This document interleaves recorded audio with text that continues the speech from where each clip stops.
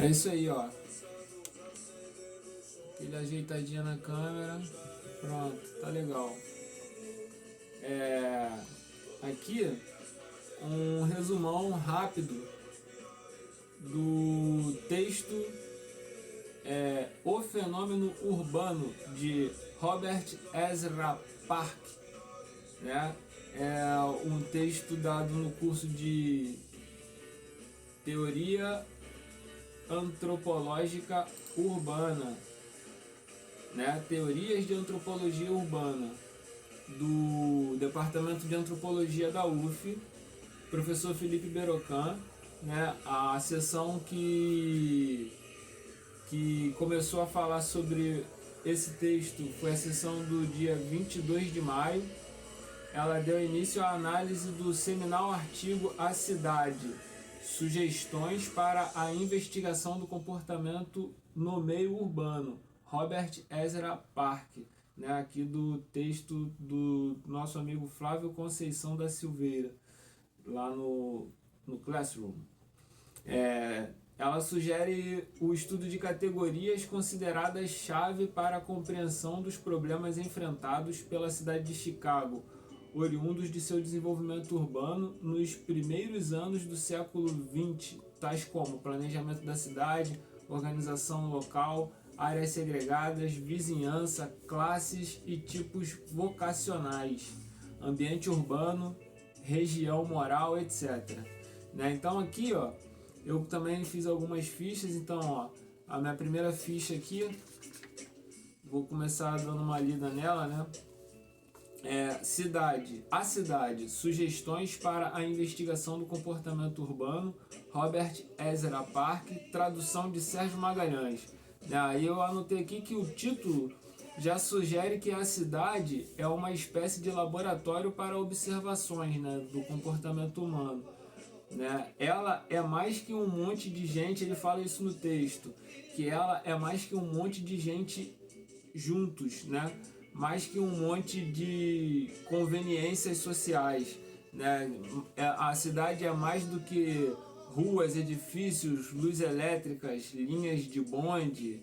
Na época dele era bonde, né? A gente tem hoje VLT, tem trens, tem um monte de coisa, né? Telefones, etc. É algo mais também do que uma mera constelação de instituições e dispositivos administrativos, né? Mais do que ela também não é só isso, né? Tribunais, hospitais, escolas, polícia, que eles chamam de dispositivos administrativos, e, né, que seria a junção de todos esses dispositivos administrativos formaria uma constelação de instituições, né? A cidade, ela é mais do que isso, ela é um corpo de costumes, porque ela tem mais, para que essas instituições, para que haja prédios, para que haja edifícios, para que haja o corpo físico e as instituições, é necessário que hajam pessoas, né? Até interligando essas instituições. Então a primeira ficha foi.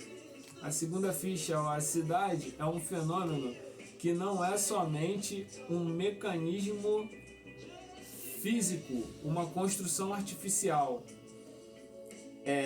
A cidade está envolvida nos processos vitais das pessoas, né? A cidade existe porque as pessoas têm necessidades vitais também para serem supridas, né? Então há uma interdependência, e essa interdependência interconecta as pessoas, formando na cidade um estado de espírito, né?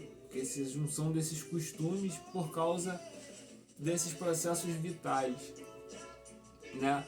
Ele fala também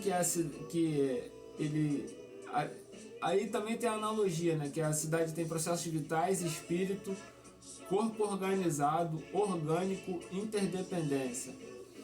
Ele está especificamente falando do homem civilizado, ou seja, o homem da cidade é o civilizado. Para isso ele cita o Spengler, né? Ele faz analogia com o corpo e espírito, né? A cidade, como a casa do camponês, tem raízes no solo. Ele cita isso também no texto. Ele fala no texto que a cidade tem sido estudada do ponto de vista de sua ecologia. olha só.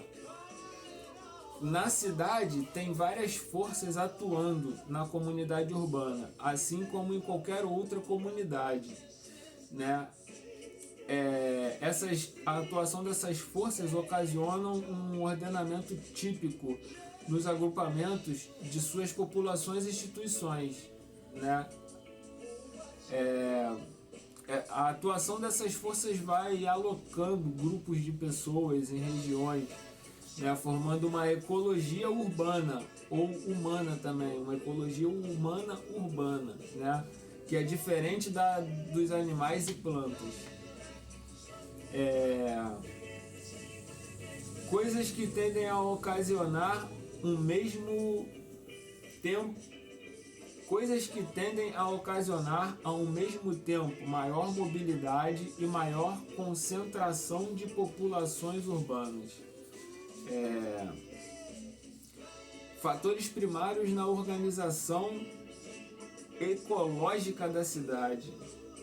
E a cidade não é apenas uma unidade geográfica e ecológica, é também uma unidade econômica, que é quando ele enfatiza sobre a questão da interdependência, dos processos vitais, né? Os processos vitais fazem com que a sociedade, com que a cidade seja não apenas uma unidade geográfica e ecológica, mas também econômica. Processos vitais e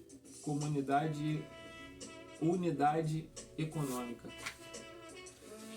Organização econômica, divisão do trabalho, machinery, adventitia, né? Eu pesquisei aqui que maquinaria em inglês é machinery e adventícia é a parte externa de uma artéria, né? Então aí em inglês é adventitia.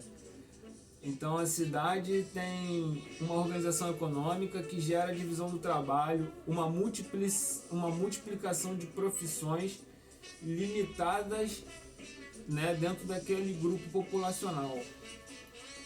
O lugar e a gente, com todos os dispositivos de administração e maquinaria organicamente relacionados, mecanismos psicofísicos, expressão coletiva que vai dar em interesses políticos e particulares incorporados em tudo isso, né? A cidade é um processo resultante de todas essas forças atuantes no interior dessa comunidade, formando tudo isso. Ou seja, ela não é só uma comunidade dentro de um meio físico e geográfico, né? O que normalmente consideramos a cidade, né? A cidade tem seus estatutos, né? Como por exemplo, plano diretor, lei orgânica do município, tem uma organização formal, tem sempre escolas, tem sempre lá o lugar a fazenda, o imposto, o IPTU, né? Tem as construções físicas funcionais, trilhos, edifícios, carros, estradas e tal. Só é a cidade viva ser interligada de usos e costumes. Quinta ficha. A cidade é uma ferramenta na mão do homem. Ela é resultado da existência do homem, né? As forças vitais existentes nos indivíduos e na comunidade. A cidade é o habitat do homem civilizado. Área cultural, tipo cultural peculiar. O Spengler cita, né, fenômenos básicos da existência humana. Até o presente a antropologia se preocupava somente com os primitivos, né? Ele estava fazendo uma antropologia preocupada com o homem da cidade, certo? E está citando o Spengler, porque o Spengler é meio radical, ele fala que a história só é feita pela história do homem da cidade, do homem civilizado. Então, se não for civilizado, não tem história para o Spengler, e ele pega essa afirmação do Spengler e injeta no texto, e a gente tem que trazer ela aqui também para você ter a noção do que ele está falando. Então, até o presente, a antropologia era preocupada somente com os primitivos.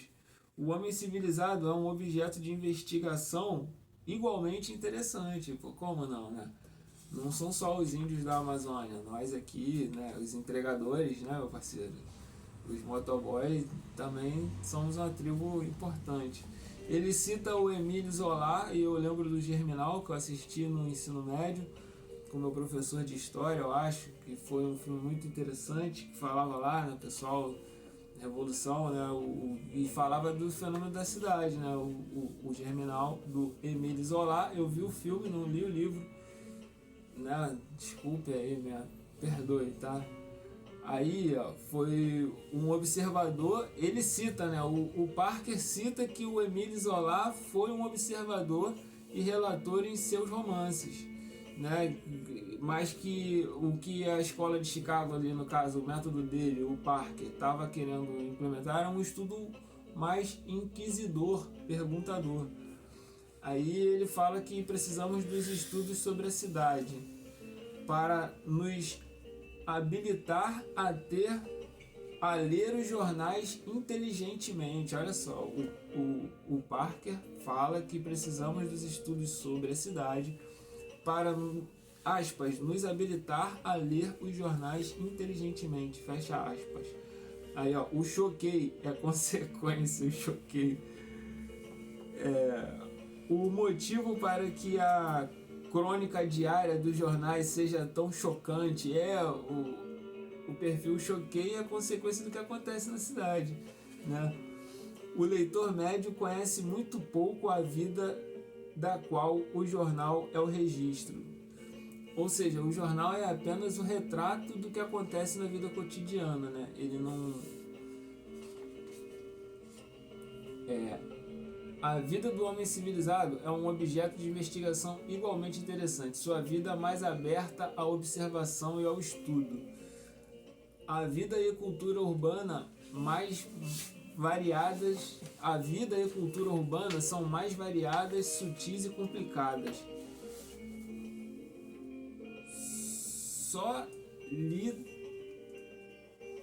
Solidariedade, né? Que aí eu lembrei aqui do conceito do Durkheim, da solidariedade mecânica e da solidariedade orgânica dentro da vida dentro da vida da cidade.